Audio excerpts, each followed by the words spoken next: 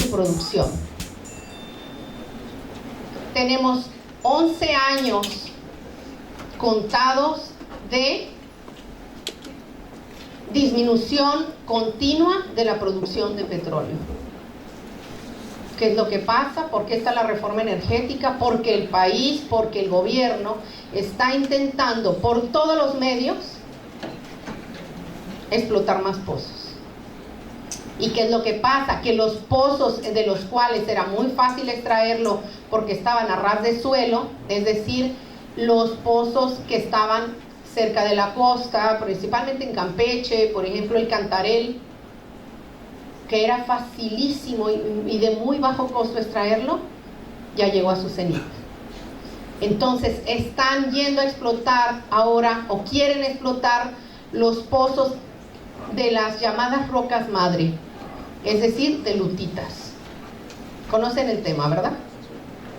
Levanten la mano los que conocen el tema de la fracturación hidráulica y la producción de lutitas. Bien, entonces quieren explotar los gobiernos estos pozos que son la roca madre, pero que son muchísimo más costosos de extraer. A nivel económico es costosísimo extraer, es decir, promedia alrededor de $80 el barril, simplemente los costos. Cuando Arabia Saudita, por su extracción, está más o menos sus costos en $10 el barril. Entonces esto nos da un panorama. ¿En cuánto está hoy el petróleo? Ahora lo vamos a ver, pero ¿alguien de aquí se acuerda hoy o ayer o antier en cuánto ha estado? A ver, compañero. Pues yo hoy vi que aumentó en 22.70. Para la mezcla mexicana. ¿Y el WTI? ¿Y el Brent? 33, 32 promedian, ¿sí? Entonces, ¿qué tenemos aquí? Que lo que es la energía proveniente de la fracturación hidráulica está quebrando o están teniendo problemas, ¿no? Pero bueno, ya vimos aquí entonces estas teorías del cenit del petróleo, que el principal teórico es Hubbert, pero principalmente en estos momentos se está contradiciendo un poco estas teorías. Ahora les vamos a decir por qué. Tenemos ahora una contradicción porque existe ahora un nuevo mapa de la energía mundial.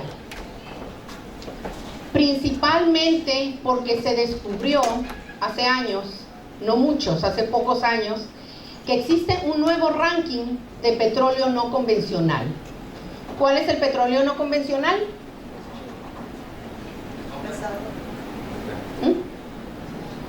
¿Cuál es el petróleo convencional y el petróleo no convencional?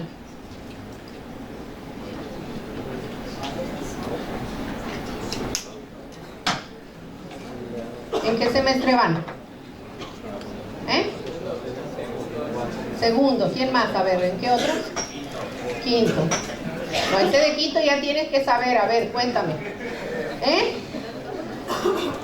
No, aquí las autoridades me tienen que traer a dar varios seminarios, definitivamente. Bueno, entonces ay, perdón, he cambiado sin querer. Tenemos entonces el nuevo mapa de la energía mundial que ya cuenta aquí con el ranking de países con reservas de petróleo no convencionales, que son todos los de lutitas, es decir, los que vienen de la roca madre. Existe un océano tal vez igual o tal vez un poco más pequeño que el océano que conocemos aquí en Mazatlán, que conocimos en el mundo, abajo, lleno de petróleo. El problema es cómo extraerlo, porque está tan profundo, a veces a más de 5.000 metros, que es muy costoso extraerlo, pero ahí está. Tal vez nos podríamos acabar primero el planeta en la parte terrestre antes que extraer todo el resto de petróleo que está por debajo del subsuelo. Tenemos entonces que estos son los 10 países que tienen los mejores rankings de reservas de petróleo no convencional, es decir, de lutitas. Y tenemos el ranking de países con reservas de gas pizarra, que también viene de las rocas madres, que también son 10. Se fijan que México tiene de los dos. Es decir, es enormemente rico. Tenemos a Rusia, número 1 de petróleo no convencional. Tenemos a China en gas pizarra, etcétera, etcétera. Entonces, este mapa es lo que está cambiando ahora todo el mercado de la energía. Aquí les puse nuevamente el mapa porque aquí también se explica bien. Es decir, son los mismos productores, ¿se fijan? Pero un poquito más grande el mapa.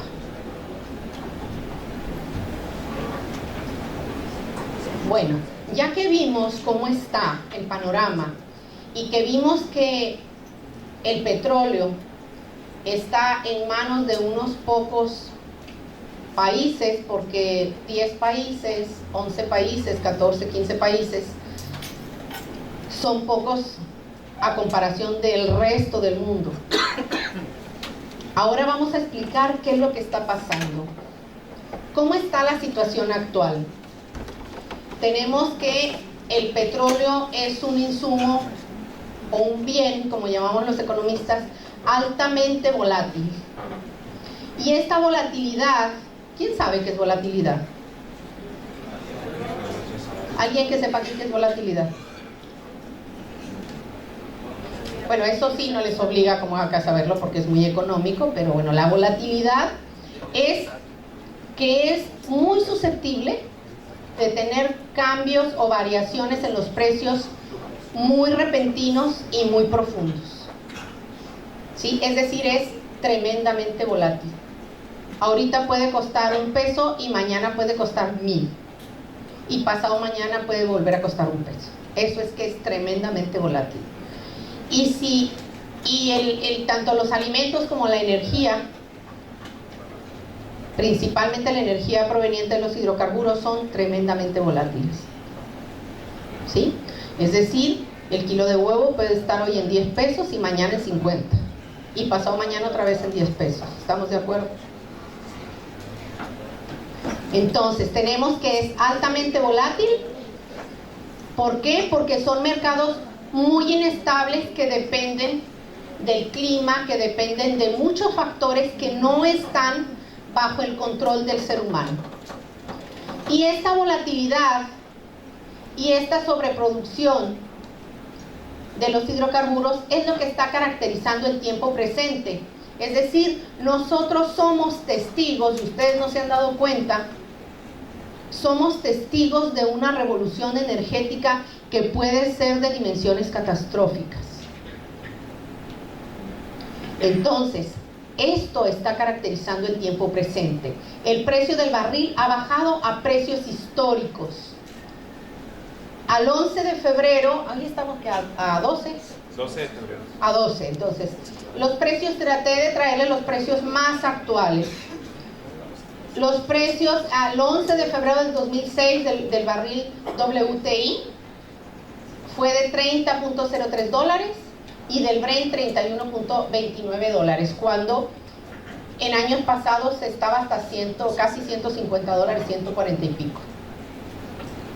Entonces tenemos a $30 a $31.29. ¿Qué quiere decir esto con la producción no convencional, la de fracturación hidráulica, que les dije que los costos están en $80 la extracción? ¿Qué quiere decir esto? Que no conviene. Exacto, tendríamos balance energético negativo, es decir, no conviene extraer, o a lo mejor podríamos tener balance energético positivo, a lo mejor ocupamos menos energía para sacar más energía, pero a nivel económico no es costeable. ¿Sí? Entonces, ¿qué pasa con esto? Que las empresas productoras de energía, de este tipo de energía, en general adquieren adeudos con los bancos para poder financiarse. ¿Y qué pasa? Que si empiezan los impagos, empiezan los problemas con los bancos, Y ya en esta misma semana se dice que la Unión Europea está por entrar en una terrible crisis bancaria. ¿Por qué? Por los impagos de los préstamos que se generaron para este tipo de empresas. ¿Qué pasa en Estados Unidos para paliar la situación? Para tratar de paliarla, están logrando fusiones las empresas desde hace par de años. Se están uniendo para intentar no quebrar. Tenemos aquí el precio del barril en gráfica, ¿sí? Aquí vemos cómo ha ido cayendo desde el 2008. ¿Se fijan? Esta gráfica es al 12 de febrero del 2016 a la 1. Aquí les dice el WTI estaba en ese momento en $27. ¿Por qué? Porque las gráficas muchas veces no se actualizan de forma inmediata y a veces te dicen que son 30, 27.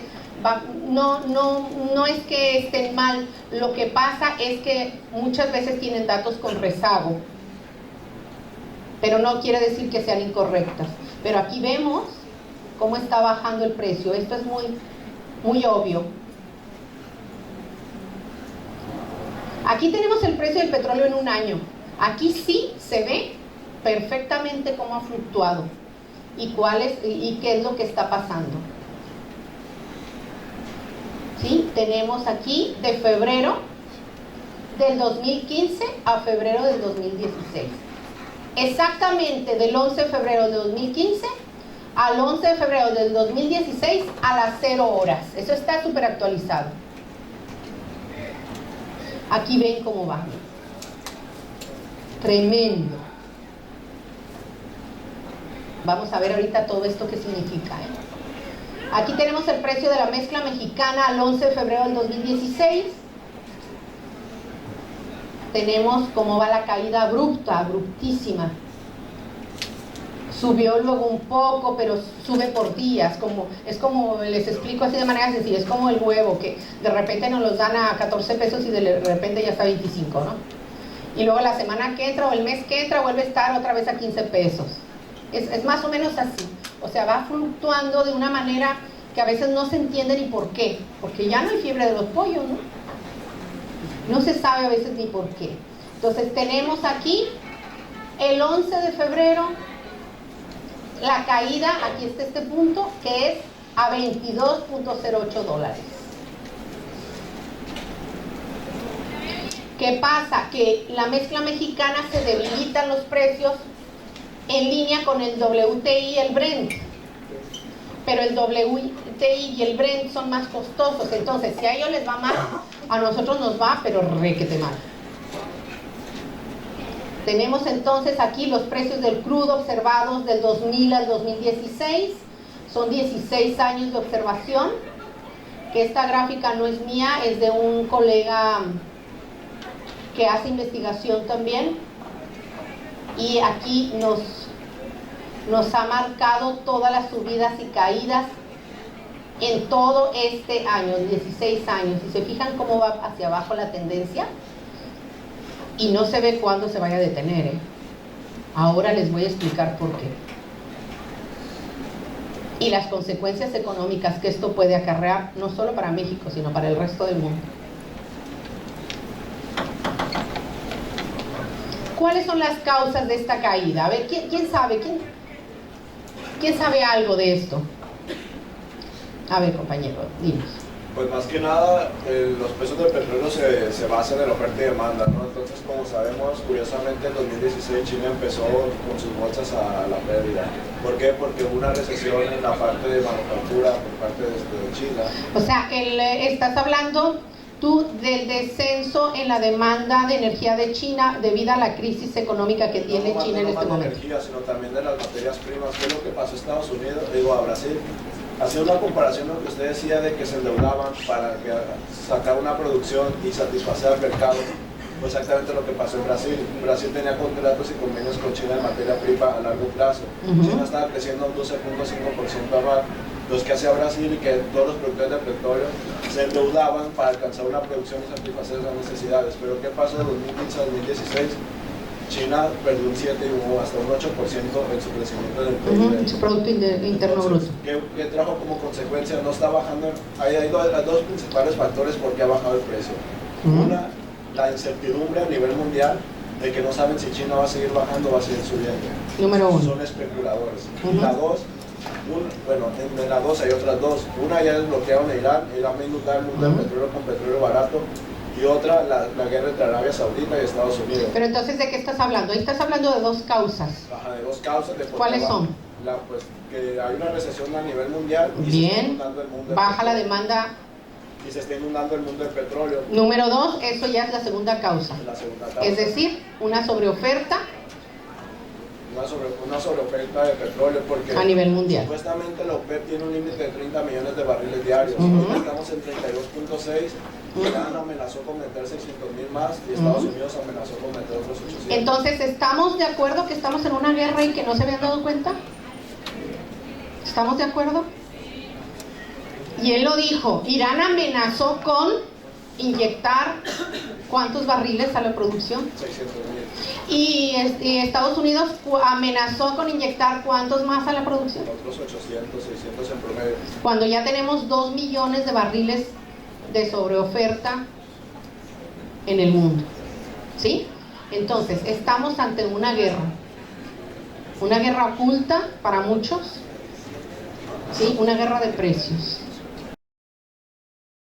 que puede tener dimensiones catastróficas porque nadie quiere ceder. Pero bueno, tenemos aquí causas de la caída. Efectivamente, como dice su compañero, muy bien. Voy a empezar por la número 2 porque es la más fácil.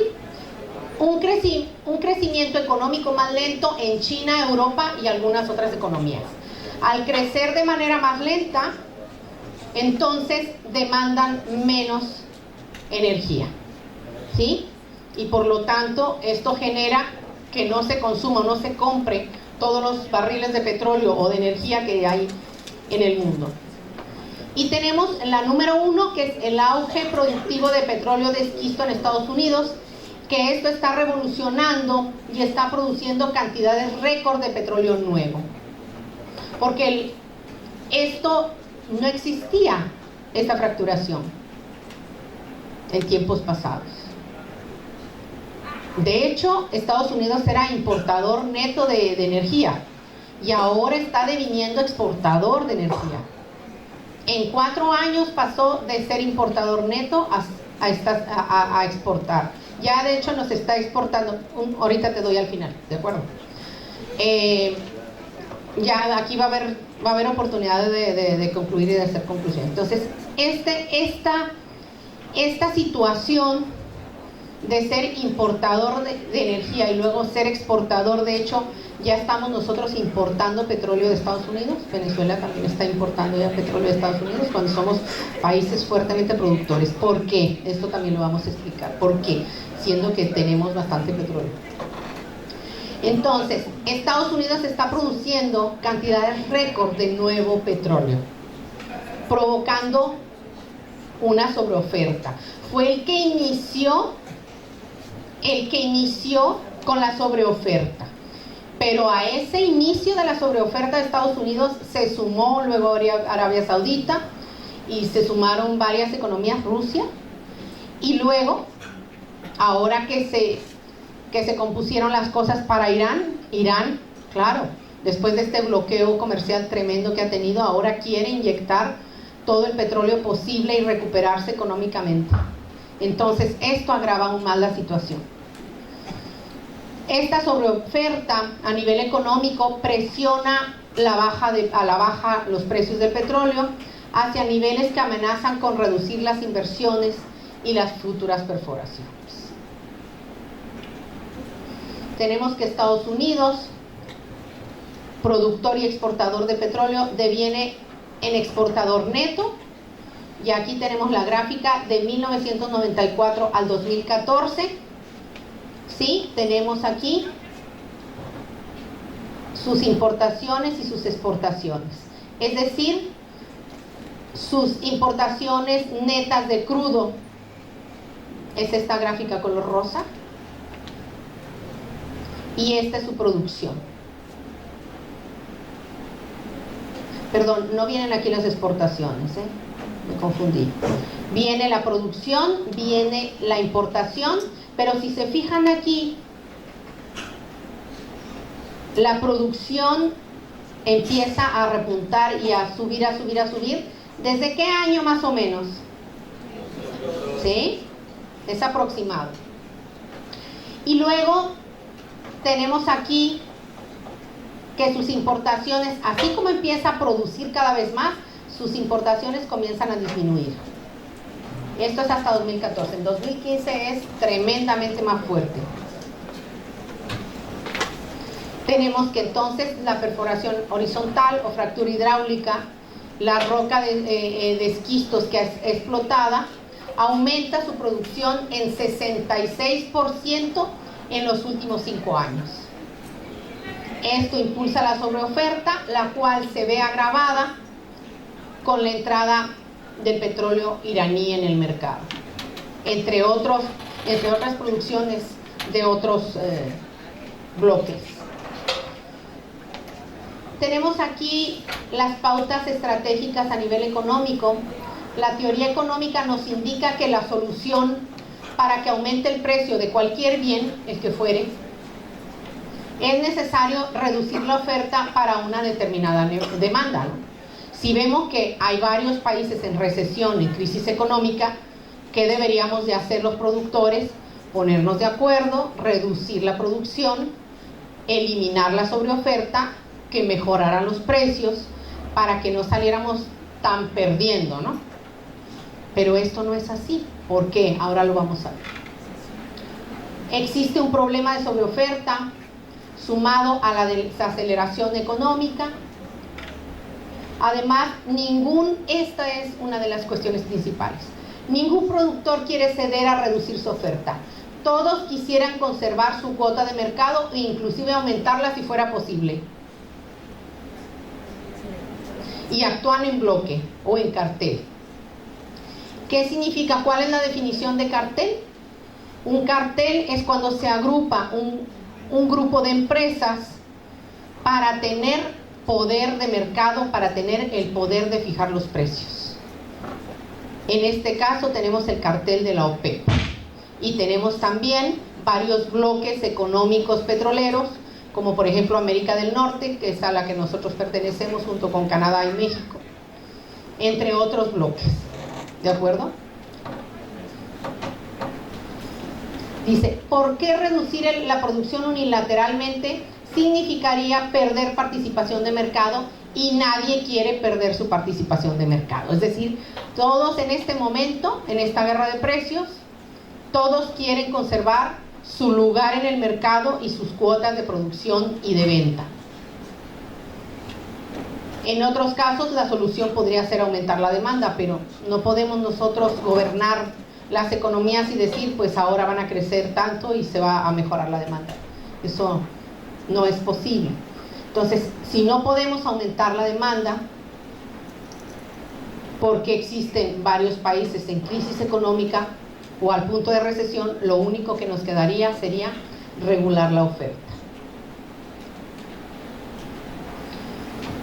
Esta guerra de precios, ¿cómo funciona? Ya hemos venido hablando de esto. Tenemos que la OPEP, el cartel de la OPEP representa más de un tercio de la producción mundial del crudo, es decir, 42%. Entonces son los que tienen el mayor poder de mercado y además los menores costos, a $10 la extracción de barril. Si reducen su producción unilateralmente, entonces estarían cediendo al mercado de la nueva producción proveniente de esquistos de Estados Unidos. Si ellos dijeran, voy a dejar de producir para que aumenten los precios, estarían cediendo cuota de mercado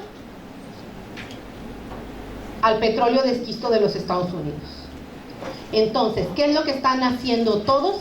Resistir lo más posible hasta ver quién pierde primero. Eso es lo que está pasando.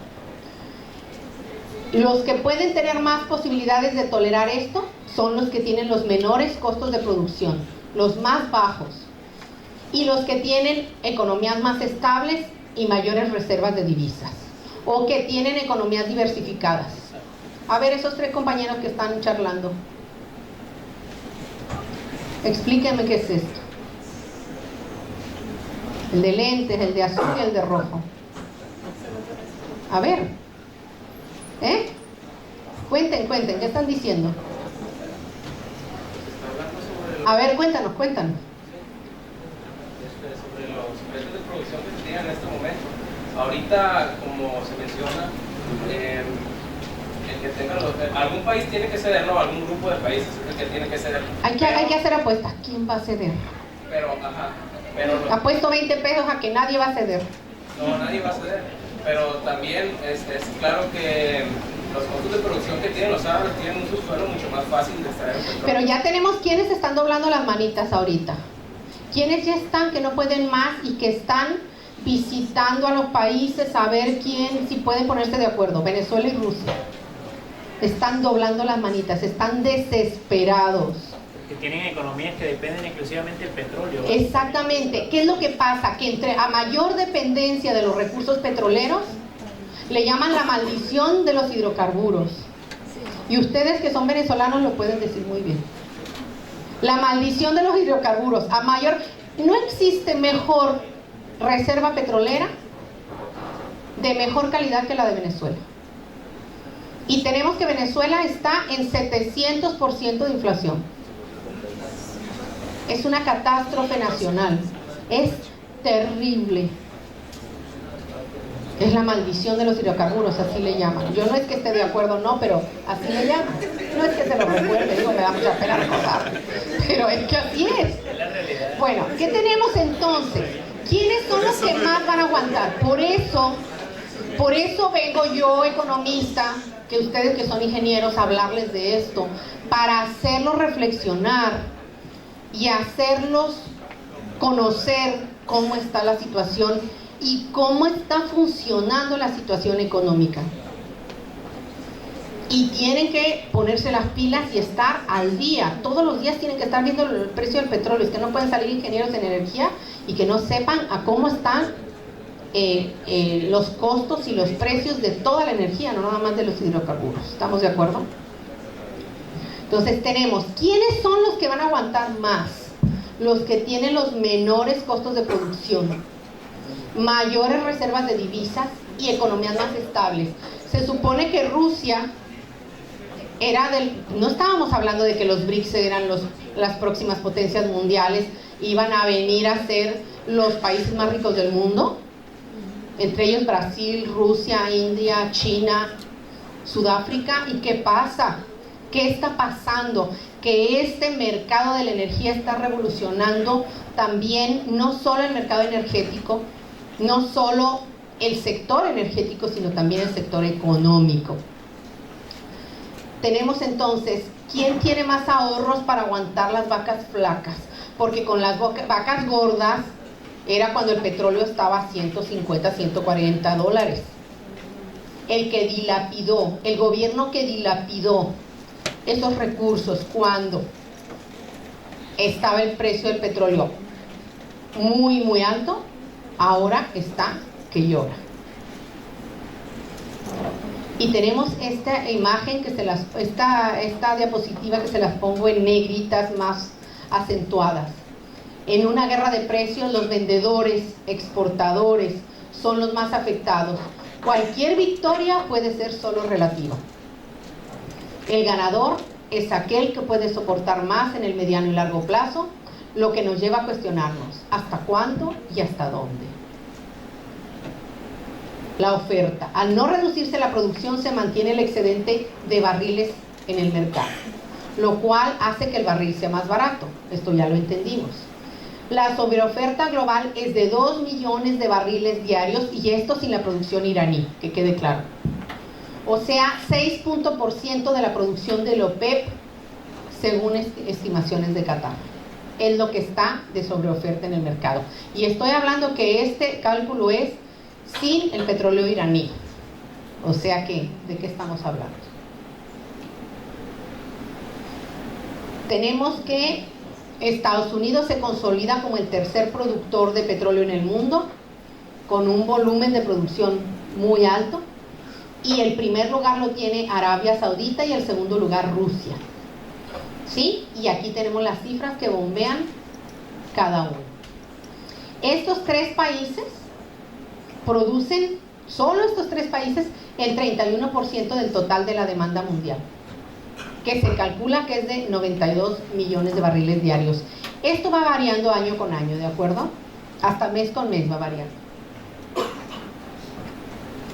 Tenemos que en cuanto a la oferta, el grupo de los principales exportadores de petróleo son 11, dentro de los cuales está la OPEP, que produce cerca del 40% de crudo del mundo. La OPEP produce el 42%. Tenemos aquí la producción de Arabia Saudita, de Nigeria.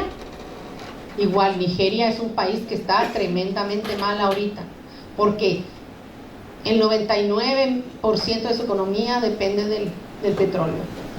Rusia, quien produce más de 10 millones de barriles al día. Brasil y Argentina, que son nuevos en esta producción.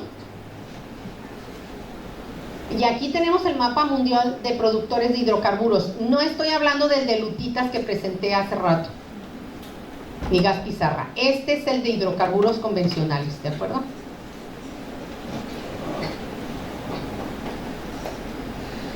Y aquí tenemos los miembros de la OPEP. Tenemos todos los productores.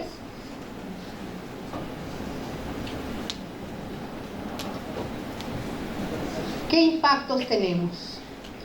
En noviembre del 2014, cuando la OPEP dijo que no cedería y que no iba a reducir su producción, inmediatamente el precio del barril de petróleo bajó a niveles nunca antes vistos hasta ese día, hasta noviembre del 2014. Se contabilizaba como el nivel más bajo en muchos años.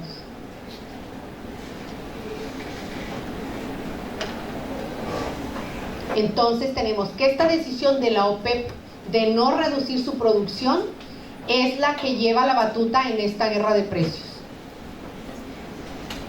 Y existe ahora una lucha al interior de los medios de la OPEP, entre ellos Venezuela, que están implorando porque se reduzca la producción y suban los precios, porque si no van a caer en una catástrofe económica muy, muy fuerte. ¿Quiénes son los que están más presionados? Irán y Venezuela.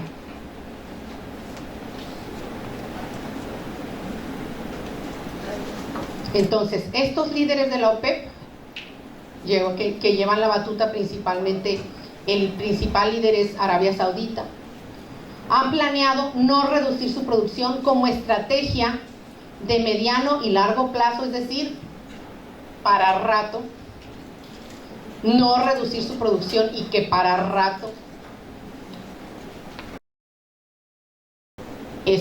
la caída del precio del petróleo. Ellos dicen que ellos van a aguantar hasta que el petróleo esté en $10. ¿Por qué lo están haciendo? Porque quieren dejar incosteables las inversiones tanto de aguas profundas como de lutitas de América del Norte, incluido México. Esto, ¿verdad? Porque ellos tienen la sensación, no solo la sensación, es que es verdad, que están perdiendo cuota de mercado a nivel mundial, y eso no lo van a permitir. ¿Qué es lo que pasa con los carteles? A ver, ¿qué pasa en México para que lo entiendan mejor con los carteles del narcotráfico? También son carteles. También se unen por poner unos ciertos precios y una cierta producción. ¿Y qué pasa cuando alguien se sale de las regulaciones de esos carteles? Cuello. ¿Sí o no? Pues en este caso igual se le está dando cuello a las economías como tal. ¿Quiénes van a caer primero? Esa es la pregunta. La pregunta del año o del siglo. Bueno, ya habíamos dicho que esta situación es liderada por Arabia Saudita, Emiratos Árabes Unidos y Kuwait, que son los principales o los más fuertes de la OPEP. Y bueno, aquí decían que no iban a cambiar hasta que bajaran a $20, ya bajó a $20, y ahora dicen que no van a cambiar hasta que baje $10, porque ellos pueden seguir produciendo perfectamente con un costo de producción de $8. ¿Cuánto habíamos hablado que cuesta el litro de agua? 10 pesos. ¿Y el barril cuántos dijimos? 159 litros. O sea, es más barato el petróleo que una botella de agua.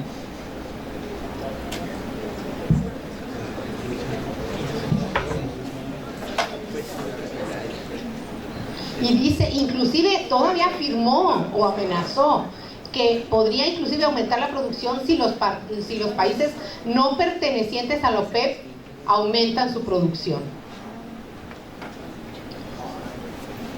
Entonces, las inversiones en el sector energético se vuelven cada vez más riesgosas en el terreno financiero, debido a que se vuelven incosteables, y esto la OPEP lo sabe muy bien. Los precios de extracción de los campos de Dakota del Norte ya son incosteables en los Estados Unidos. Y aparte, el transporte de crudo todavía eleva los costos aún más. ¿Cuáles son las consecuencias? Pues que el nuevo precio del crudo limita el poder y la economía de muchos productores, entre ellos México, Brasil, Ecuador, Venezuela, Colombia, todos los de América Latina y gran parte del mundo. Y entre más dependientes sean de estos recursos, más terrible puede ser su situación, más difícil. Tenemos aquí, en Brasil, la empresa estatal de petróleo. Son solo unos ejemplos de América Latina. En Brasil, la empresa estatal de petróleo ha recortado su previsión de gasto ya en un 25% para el periodo 2015-2019, previendo ya esta situación de crisis económica. Y Brasil también está devaluando su moneda de manera muy fuerte. Tenemos que el Fondo Monetario Internacional pronostica para Venezuela una inflación que superará el 700% este año. ¿Y México?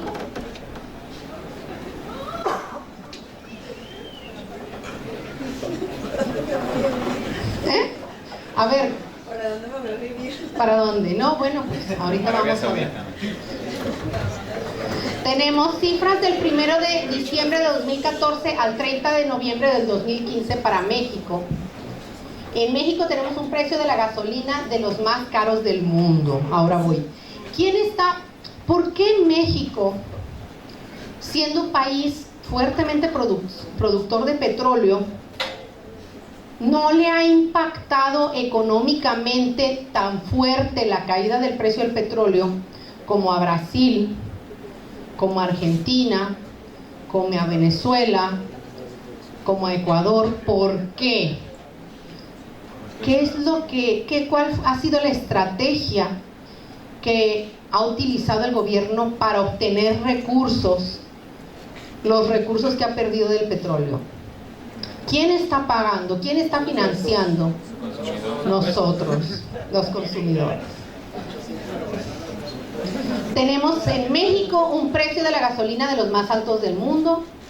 Gasolinas dan al gobierno más que las coberturas petroleras. Las coberturas petroleras, ¿qué son? ¿Quién sabe decirme qué son las coberturas petroleras? ¿Se valen los alumnos o profesores? A ver. Es el seguro que pagan para que, por ejemplo, México tiene el barril asegurado en $50. Entonces ahorita es parte de lo que preguntó por qué a México no le ha pegado tanto, porque México, a partir de la crisis del 94 para acá, empezó a pagar un seguro que muchos le decían que estaban locos, que no sé qué, porque es un seguro millonario. Pero en parte con eso, en parte con la reforma energética, se preparó para este escenario. Bueno, no estoy de acuerdo con lo de la reforma energética, Bueno, pero lo otro sí. O sea, la esencia de la reforma energética sí era para esto, no se está aplicando. Era, sí. Ajá. Porque de hecho la reforma energética tiene 40 años que se planteó, ¿no? Sí, bueno, pero eso es tema de otra conferencia. Si nos vamos a la reforma energética, nos quedamos aquí hasta mañana. Pero bueno, hablamos de lo otro y luego dejamos otra conferencia para la reforma. Es un seguro que pagó México, que Hacienda cubre el barril del petróleo en $50. El problema es que el seguro nomás tiene un año, o sea, acabando de 2016. Es cada año. México vendrá una incertidumbre. Ujú. 2017. Así es, se acaba en 2016 este seguro. Entonces esta cobertura cubre lo que le falta del precio del petróleo que no es pagado para México, y cubre hasta $50 y hasta $40. Pero ¿qué pasa? Si el precio, ¿qué precio dijimos que estaba hoy? 22. De 22 a 40 y a 50 es mucha diferencia. ¿Quién cubre parte de esa diferencia? Nosotros, los consumidores. Tenemos que los consumidores mexicanos de combustibles, es decir, de gasolinas, hemos pagado el impuesto a la gasolina. Es decir, estamos de acuerdo que la ley de oferta y la demanda dice que a mayor oferta, menor precio, ¿no? Entonces, si el precio del petróleo es tan barato y es más barato que el agua, ¿por qué la gasolina estamos pagándola tan cara? ¿Por qué? Porque el gobierno puso un impuesto que se sacó de la manga, y que este impuesto le ha dejado 70,000 millones de pesos, más que las coberturas, que son de 106,000 millones de pesos. Es decir, tenemos que los impuestos han dejado en total 176,000 millones de pesos en total. Es decir, el impuesto, el IEPS, le ha dejado un extra. Si lo contabilizamos y lo comparamos con las coberturas le han dejado 106,000 millones de pesos. Este seguro millonario le ha dejado esto. Pues también nosotros, nuestro bolsillo y la compra de gasolina de parte de todos los mexicanos le ha dejado esto. Con esto, si le restamos estos 106,000 millones de pesos a estos 176,000 millones de pesos, tenemos todavía un extra en el bolsillo del gobierno por 70,000 millones de pesos de diferencia todavía de las coberturas comparadas con nuestro impuesto. Entonces, nosotros los mexicanos somos los que estamos ahora sí que resolviendo gran parte de las cuestiones, y lo más triste es que se compran un avión de 280 pasajeros. Eso es lo más terrible, ¿verdad? Sí. Yo tengo una pregunta sobre eso. Sí, al final. Apúntenlas, por favor, para que no se les olvide. Yo también tengo preguntas para ustedes. La mayor recaudación se explica porque el Estado mexicano mantiene el monopolio de distribución y venta de gasolina. Es decir, a mayor poder de mercado, mayor poder de fijación del precio. ¿Sí? Por ejemplo, ¿quiénes son los que fijan los precios de las drogas en México? Los carteles, porque son los únicos que las producen, ¿de acuerdo? Ellos tienen el monopolio y tienen la fijación de los precios. Se los pongo como ejemplo. Entonces, tenemos que el monopolio del petróleo, de la gasolina en México, ¿quién lo tiene? El gobierno. Y por lo tanto, la distribución y la venta de gasolina, ellos pueden fijar el precio que quieren. Y ya la prueba está en que lo han hecho. Ellos pueden controlar el precio en función de sus necesidades de ingresos y no de las leyes del mercado. Es decir, aquí no están respetando las leyes de mercado de a mayor oferta, menor precio, sino que ellos están fijando, actuando como monopolio. Así, aunque el precio internacional del petróleo y sus derivados esté a la baja, a nivel interno tenemos la gasolina de las más caras del mundo, y esto es para aumentar la recaudación y compensar la caída de los ingresos petroleros. Entonces, estos datos revelan que nosotros los consumidores somos quienes hemos cargado con la mayor parte del peso. Ni siquiera las coberturas cargaron con la mayor parte del peso. Somos nosotros los que cargamos con la mayor parte del peso de esta disminución del precio del petróleo. Tenemos aquí algunas conclusiones. muy pequeñitas, porque creo que ya no cabe duda de que hemos entrado en una guerra de precios, una guerra de sobreproducción por el dominio del mercado mundial de los hidrocarburos y de la energía. ¿Qué sugerimos o qué sugiero yo? La diversificación de las economías, que diversifiquemos aún más nuestras exportaciones y sobre todo paliemos o reduzcamos nuestra dependencia, nuestra fuerte dependencia de la producción de hidrocarburos. Intentar evitar la sobreexplotación petrolera y apostar hacia la transición energética y acompañarla por una disminución y cambios en los patrones de consumo energético y un acceso descentralizado y justo a la energía. Y tengo algunas preguntas interesantes. Con una sobreproducción de hidrocarburos y un bajo precio de ellos, ¿cuánto tiempo aguantarán los inversionistas produciendo hidrocarburos más caros provenientes de los ITAs? ¿Qué pasará con el mercado de la energía renovable más costosa ante un panorama de petróleo y gas barato? ¿Qué impacto económico tendrá la caída del precio del petróleo para los productores de exportación y para los importadores de petróleo en el mediano y largo plazo? ¿Qué impacto tendrá la caída del precio del crudo para la economía mexicana y su tan polémica reforma energética? De continuar a la baja los precios del petróleo, ¿podrían llevar a una crisis económica global? Estas son las preguntas que podría plantear y que están respondidas en un libro que estoy terminando ahora. Así es que lo van a tener que comprar si quieren saber la respuesta. Yo les aviso cuando salga. ¿Sí? Bueno. Pues con esto doy por terminada la conferencia y creo que pasamos a la ronda de preguntas y respuestas. Bien, por favor levante la mano para pasarles el micrófono. ¿Quién tenía alguna pregunta?